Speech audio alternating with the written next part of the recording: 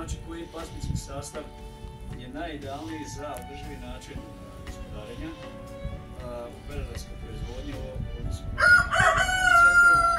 Znači radi se o pasmini Hrvatici, vidimo prijevce, znači naših koka, vidimo odjeke gdje su smješteni, način na koji se hrani, znači hranilice, pojedice, i one su najidealnije znači za ovakav sustav i ovakav način. Ujedno radi se o pasmini koja je otporna. Vrlo je zahvalno otporna. Ovdje vidimo jarebičasto.